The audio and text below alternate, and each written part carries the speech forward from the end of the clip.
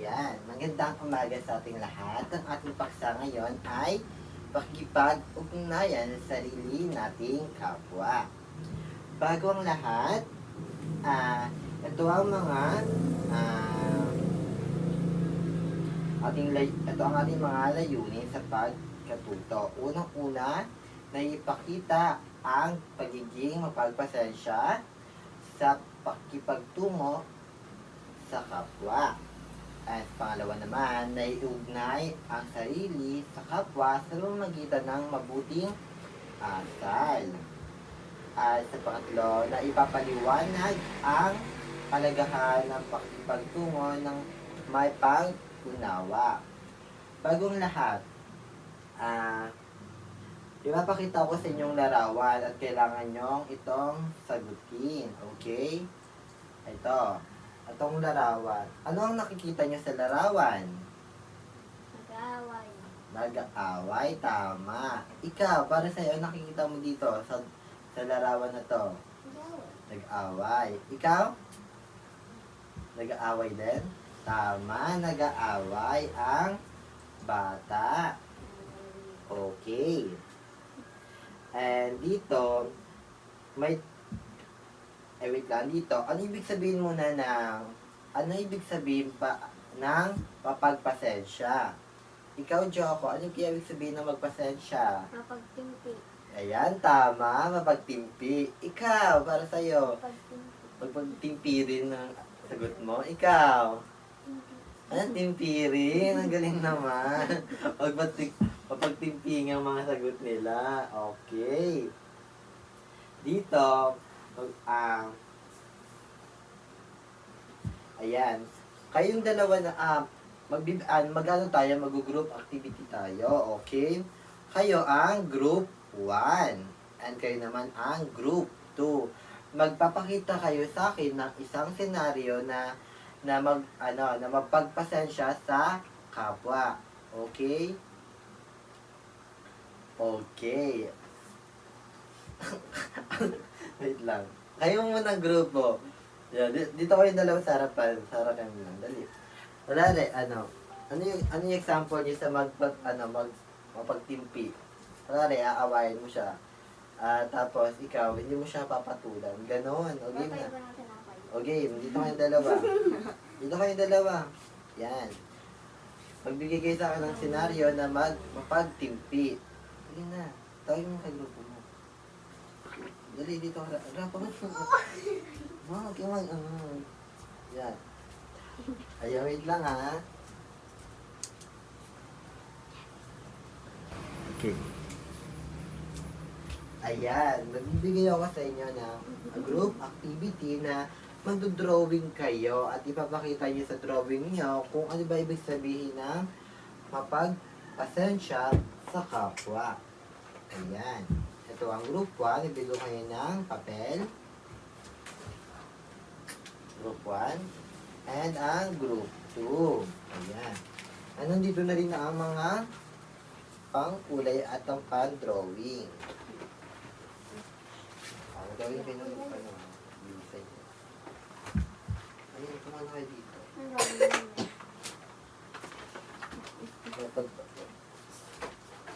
And pagkatapos nyo mag-drawing, kailangan nyo i-present sa akin kung ano bang na-drawing nyo. Kung ano ibig sabihin ng inyong na-drawing, okay?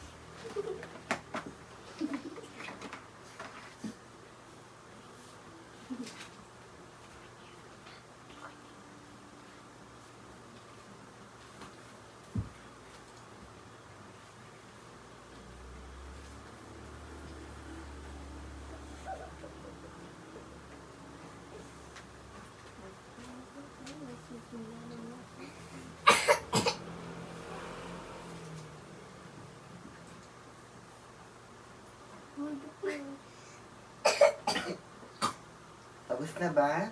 Opo. Hindi pa. Hindi pa? Okay. Bibigay pa ako ng 1 minuto para sa inyo. Ba yan? Ano yung effect ko sa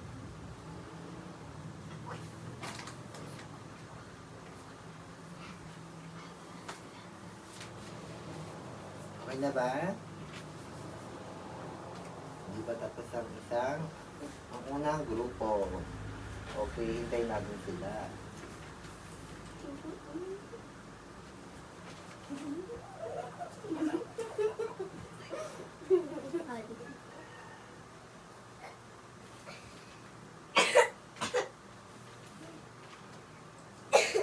Okay, tapos na? Okay. Ulo pa lang eh.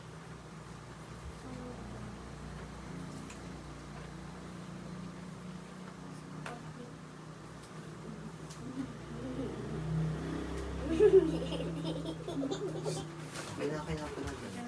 Ayan, magpapakita ang unang grupo ng kanilang presentasyon. Okay. Sa unang grupo, okay, pwede kayong tumayo at sabihin sa akin ano ibig sabihin na inyong ginawa.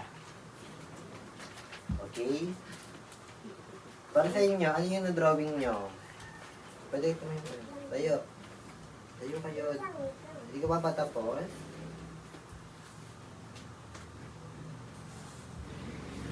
Ayun na. Yan, okay na yan. Tayo na kayo. Yan. Ayan. Tayo kayo. Sa unang grupo, magbibigay kayo ng unang presentasyon. Okay. Ano kayang ginawa ng unang grupo? Ayan. Paka-explain nga sa akin. Nag-aaway ng mag-asawa. Nag-awa yung asawa, pero anong ginawa ng isang asawa? Nagalit. Nagalit siya. Yung isa naman na ginawa, Nagtitimpi. yan, nagtitimpi. Okay, magaling. Nahihirap pa kaya? Ikaw nga, dali. Go naman. Wala Ayan, dog. Wala yan. Okay. Nalagpasan ko lang. Bigyan ng Nalagpasan. 4 na palakpak ang unang grupo. Okay, 1, 2, 1, 2, 3, 1, 2, 3, 4. Good job. Okay. At ang pangalawang grupo naman ay nagbibigay yung presentasyon.